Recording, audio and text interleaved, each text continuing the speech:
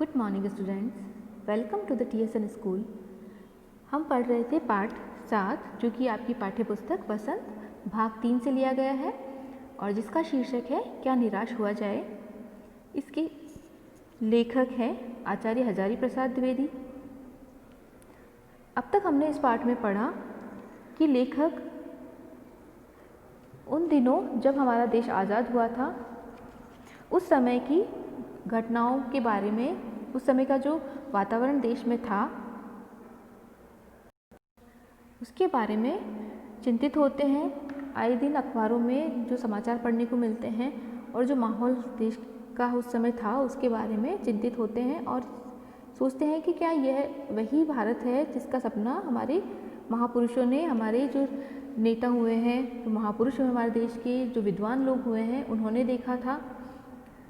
और उन्होंने भारत को एक ऐसे व्यक्ति के रूप में हमारे सामने उपस्थित किया जिसका हमारी आस्थाओं, संस्कारों और हमारे जो नैतिक मूल्य हैं उनमें विश्वास था और भौतिक वस्तुओं के संग्रह को वह अधिक महत्व नहीं देता है। और ऐसे बहुत सी घटनाएं हमारे सामने होती हैं जो बुरी हैं, लेकिन फिर भी व्यक्तिगत जीवन में हम देखते हैं कि जो जीवन मूल्य हैं उनके प्रति अभी भी हमारी आस्था है। ऐसी ही एक घटना का उदाहरण देते हुए बताते हैं कि एक बार वे रेल में सफ़र करने के लिए टिकट खरीदते हैं और जल्दबाजी में टिकट बाबू को 100 रुपये का नोट दे देते हैं, 10 रुपये का नोट समझकर, और जल्दी से जाकर सीट पर बैठ जाते हैं। थोड़ी देर में जब उस टिकट बाबू सेकंड क्लास के डब्बे में हर एक आदमी को देखता हुआ उनके पास पहुंचता है और बाकी के बचे हुए पैसे देता है और उसके चेहरे पर एक संतोष की चमक आ जाती है जिसे देखकर लेखक को आश्चर्य होता है। तो उन्हें लगता है कि जब ऐसी घटनाएं होती है हमारे साथ में ईमानदारी से भरी हुई, तब हमें ये विश्वास हो जाता है कि जो सच्चाई है, ईमानदारी है, वे अभी भी ख़त्म नहीं हुई है और ऐसी घटनाओं को लोगों के सामने लाना भी ज़रूरी है ताकि इन अच्छी बातों के प्रति, इन सद्गुणों के प्रति हमारा विश्वास बना रहे। अब पढ़ते हैं आगे। ऐसी ही एक और घटना के बारे में लेखक जिक्र कर रहे हैं। एक बार मैं बस में यात्रा कर रहा था, मेरे साथ मेरी पत्नी और 3 बच्चे भी थे। बस में कुछ खराबी थी, रुक रुक कर चलती थी। गंतव्य से कोई 8 किलोमीटर पहले ही एक निर्जन सुनसान स्थान में बस ने जवाब दे दिया। रात के कोई 10 बजे होंगे। बस में यात्री घबरा गए। कंडक्टर उतर गया और एक साइकिल लेकर चलता बना। लोगों को संदेह हो गया कि हमें धोखा दिया जा रहा है। बस में बैठे लोगों ने तरह तरह की बातें शुरू कर दी। किसी ने कहा यहाँ डकैती होती है, 2 दिन पहले इसी तरह एक बस को लूटा गया था। परिवार सहित अकेले मैं ही था। बच्चे पानी पानी चिल्ला रहे थे। पानी का कहीं ठिकाना न था, ऊपर से आदमियों का डर समा गया था। तो लेखक बता रहे हैं कि एक बार की और घटना का जिक्र कर रहे हैं कि मैं बस से सफ़र कर रहा था और मेरे साथ में पत्नी और 3 बच्चे भी थे। तो बस में कोई ख़राबी हो गई थी, इसलिए वह रुक रुक कर चल रही थी और गंतव्य यानी कि जहाँ हमें जाना था वहाँ से कोई 8 किलोमीटर पहले ही बस निर्जन यानी कि सुनसान इलाके में, सुनसान स्थान पर, बिना जन, जहाँ पर कोई नहीं था, ऐसी जगह जाकर बस बंद हो गई। जवाब दे दिया मतलब ख़राब हो गई। उस समय रात के 10 बजे होंगे। बस में सभी लोग घबरा गए और तभी उन्होंने देखा कि कंडक्टर जो है वह साइकिल लेकर चला गया कहीं। तो लोगों को लगा कि यह हमें धोखा दिया जा रहा है और इस तरह के जब ऐसा कोई बुरा समय हमारे सामने उपस्थित होता है तो बुरे विचार ही सबसे ज़्यादा सामने आते हैं। तो लोगों ने भी ऐसे बैठे बैठे तरह तरह की बातें शुरू कर दी। किसी ने कहा कि यहाँ पर डकैती होती है, ये जो सुनसान इलाका है यहाँ पर डकैती होती रहती है, 2 दिन पहले ही इसी तरह एक बस को रोक कर लूटा गया था। तो लेखक कहते हैं कि बाकी सभी अकेले या ऐसे ही यात्रा करते, लेकिन एक मैं ही था जिसके साथ में उसका परिवार था और जो बच्चे थे, छोटे बच्चे थे मेरे, तो वो पानी पानी चिल्ला रहे थे और पानी का कहीं भी ठिकाना न था, यानी कि कहीं भी दूर दूर तक पानी नज़र नहीं आ रहा था और ऊपर से आदमियों का डर समा गया था कि लोगों का डर भी लग रहा था। जिस तरह की बातें हो रही थी उससे भी डर लगने लगा था कि कहीं वाकई ये सच ना हो। कुछ नौजवानों ने ड्राइवर को पकड़कर मारने पीटने का हिसाब बनाया। ड्राइवर के चेहरे पर हवाइयाँ उड़ने लगी। लोगों ने उसे पकड़ लिया। वह बड़े कातर ढंग से मेरी ओर देखने लगा और बोला, हम लोग बस का कोई उपाय कर रहे हैं, बचाइए, ये लोग मारेंगे। डर तो मेरे मन में था, पर उसकी कातर मुद्रा देखकर मैंने यात्रियों को समझाया कि मारना ठीक नहीं है, परंतु यात्री इतने घबरा गए थे कि मेरी बात सुनने को तैयार नहीं हुए। कहने लगे, इसकी बातों में मत आइए, धोखा दे रहा है। कंडक्टर को पहले ही डाकुओं के यहाँ भेज दिया है। तो जब बस खराब हो गई और कंडक्टर कहीं साइकिल लेकर कहीं चला गया, तो लोगों ने उसके ड्राइवर को पकड़ लिया बस के, और उन्होंने उसको मारने का सोचने लगे, मारपीट करने के बारे में विचार करने लगे उस ड्राइवर से। लेकिन जो ड्राइवर था उसके चेहरे पर हवाइयाँ उड़ने लगी, मतलब वह डर गया और उसके चेहरे से डर साफ दिखने लगा। लोगों ने उसे पकड़ लिया। वह बड़े कातर ढंग से मेरी ओर देखने लगा। कातर मतलब बहुत ही भयभीत या डरा हुआ। तो जो ड्राइवर था उसने बहुत ही डर के साथ में लेखक की ओर देखा और उससे याचना करने लगा, प्रार्थना करने लगा कि उसे बचाए। कि कंडक्टर और ड्राइवर ने मिलकर बस का कोई उपाय करने का सोच रहे हैं, ये लोग मारेंगे, इसलिए मुझे बचाइए। तो लेखक ने कहा कि उसकी जो स्थिति थी उसको देखकर डर तो मुझे भी लग रहा था, लेकिन उसकी हालत देखकर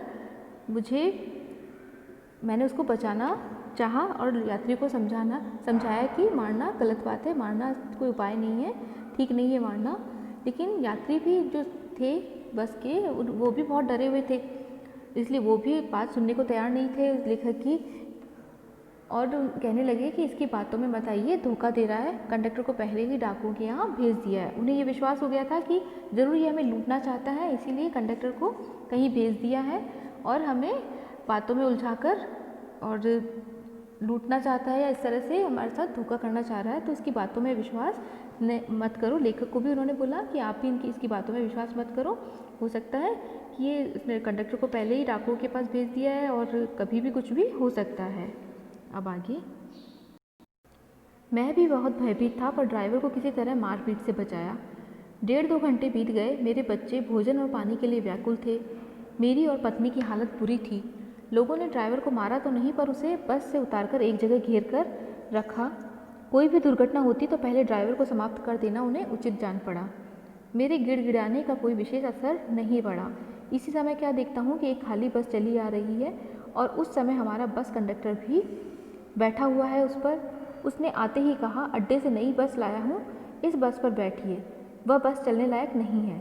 फिर मेरे पास एक लोटे में पानी और थोड़ा दूध लेकर आया और बोला, पंडित जी, बच्चों का रोना मुझसे देखा नहीं गया, वहीं दूध मिल रहा था, थोड़ा लेता आया। तो लेखक कहते हैं कि डर तो मैं भी गया था उस समय बहुत, और सभी लोग डरे हुए थे, फिर भी ड्राइवर को बचाने के लिए लोगों को समझाया और किसी तरह समझाकर उनसे मारपीट से बचाया। करीब 1.5-2 घंटे का समय निकला होगा और बच्चों तो छोटे बच्चे थे, तो वो भोजन और पानी के लिए बहुत परेशान हो रहे थे, व्याकुल हो रहे थे। मेरी और पत्नी की हालत भी बुरी थी, एक तो चिंता, ऊपर से बच्चों की भी परेशानी, बच्चों के लिए भी परेशान हो रहे थे। तो लोगों ने ड्राइवर को मारा तो नहीं उधर, और उसे बस से उतार कर एक जगह घेर कर खड़े हो गए कि अगर कुछ भी बुरा होता है, कोई दुर्घटना होती है, तो सबसे पहले ड्राइवर को ही मार डालेंगे। तो यही उनको उचित जान पड़ा और लेखक के गिड़गिड़ाने का या उसकी प्रार्थना करने का कोई ज़्यादा असर लोगों पर नहीं हुआ। और उसी समय लेखक ने देखा कि एक खाली बस चली आ रही है और उस पर जो उनका कंडक्टर था बस का, वो भी उस बस पर बैठा हुआ है। उसने आते ही कहा कि अड्डे से नई बस, यानी बस जो कि 8 किलोमीटर दूर था बस अड्डा, वहाँ से नई बस लेकर आया हूँ और इस पर आप लोग बैठ जाइए। जो पुरानी बस थी हमारी, वह चलने लायक नहीं थी। और उसके बाद वह जो कंडक्टर है वह लेखक के पास आया और बोला, पानी एक लोटे में और थोड़ा दूध लेकर आया कि और बोला कि पंडित जी, आपके साथ जो छोटे बच्चे हैं उनका रोना मुझसे देखा नहीं जा रहा था, तो जहाँ से बस लेकर आया वहाँ पर दूध और पानी मुझे दिख गया, तो वहीं से लेता आया। अब आगे, यात्रियों में फिर जान आई, सबने उसे धन्यवाद दिया। ड्राइवर से माफ़ी मांगी और 12 बजे से पहले सब लोग बस अड्डे पहुंच गए। कैसे कहूँ कि मनुष्यता एकदम समाप्त हो गई है। कैसे कहूँ कि लोगों में दया माया रह ही नहीं गई। जीवन में जाने कितनी ऐसी घटनाएं हुई हैं जिन्हें मैं भूल नहीं सकता। ठगा भी गया हूँ, धोखा भी खाया है, परंतु बहुत कम स्थलों पर विश्वासघात नाम की चीज़ मिलती है। केवल उन्हीं बातों का हिसाब रखो जिनमें धोखा खाया है तो जीवन कष्टकर हो जाएगा, परंतु ऐसी घटनाएं भी बहुत कम नहीं हैं जब लोगों ने अकारण सहायता की है, निराश मन को ढांढस दिया है और हिम्मत बंधाई है। कविवर रविंद्रनाथ ठाकुर ने अपने प्रार्थना गीत में भगवान से प्रार्थना की कि संसार में केवल नुकसान ही उठाना पड़े, धोखा ही खाना पड़े तो ऐसे अवसरों पर भी हे प्रभु मुझे ऐसी शक्ति दो कि मैं तुम्हारे ऊपर संदेह ना करूं। तो लेखक कहते हैं कि जब नई बस आ गई तब जाकर सबके जो यात्री थे उनकी जान में जान आई और उन्होंने उसे मतलब कंडक्टर को धन्यवाद दिया और ड्राइवर से भी माफ़ी मांगी कि उन्होंने उसके साथ ड्राइवर के साथ ऐसा बर्ताव किया। और दूसरी बस में बैठकर 12 बजे से पहले वे लोग वापस बस अड्डे पहुंच गए।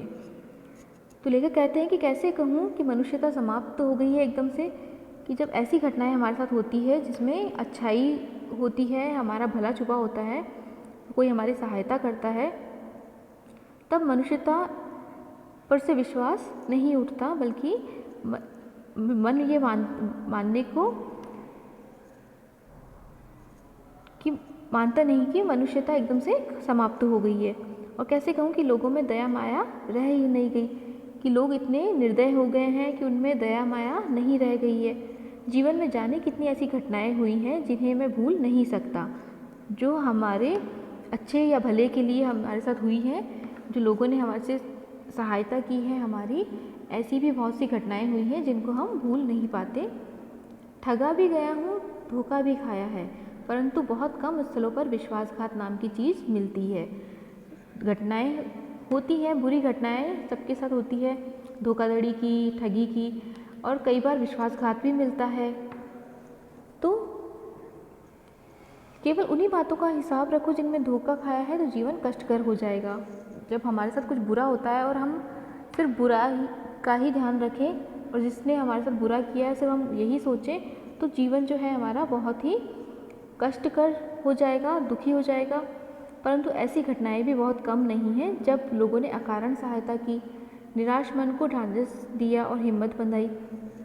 तो ऐसी भी हमारे साथ घटनाएं होती हैं जिसमें अनजान लोगों ने भी हमारी सहायता की हो, और जब हम बहुत निराश हो तब हमें हिम्मत बंधाई हो। तो बुरी बातों को याद रखने से अच्छा है जो अच्छाई हमारे साथ हुई है उसे याद किया जाए और दूसरों की भी उसी तरह सहायता की जाए। आगे कवि कहते हैं, लेखक कहते हैं कि कवि पर रविंद्रनाथ ठाकुर ने अपने प्रार्थना गीत में भगवान से प्रार्थना की कि अगर मुझे संसार में केवल दुख ही उठाना पड़े, धोखा ही खाना पड़े, तो भी वह ईश्वर ऐसा करना कि मेरा जो आप पर विश्वास है वह ख़त्म न हो, और जो विश्वास है वो है संदेह में या शक में न बदले, और मैं हमेशा आप पर विश्वास रखूं कि आप जो भी करते हैं मेरे भले के लिए करते हैं। अब आगे, मनुष्य की बनाई विधियां गलत नतीजों तक पहुंच रही है तो इन्हें बदलना होगा। वस्तुतः आए दिन इन्हें बदला ही जा रहा है, लेकिन अब भी आशा की ज्योति बुझी नहीं है। महान भारतवर्ष को पाने की संभावना बनी हुई है और बनी रहेगी। मेरे मन, निराश होने की ज़रूरत नहीं है। तो लेखक कहते हैं कि ऐसी बुरी घटनाएं भी हमारे साथ होती हैं तो अच्छी घटनाएं भी होती हैं, और जो मनुष्य नीतियाँ कानून बनाता है, विधियाँ गलत नतीजे पर जो पहुंच रही है, जो भी कानून बनाए हैं जिनको लोग तोड़कर गलत तरीके से उसे सामने ला रहे हैं, तो उन्हें बदलना होगा।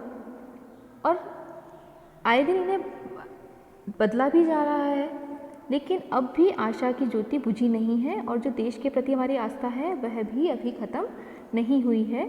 महान भारतवर्ष को पाने की यह संभावना अभी भी बनी हुई है और बनी ही रहेगी। तो मेरे मन, जो माहौल हमारे सामने है उससे निराश होने की आवश्यकता नहीं है, बल्कि हमें आशा रखनी चाहिए कि हमारे देश में बदलाव हो रहा है और अच्छाई अभी भी समाप्त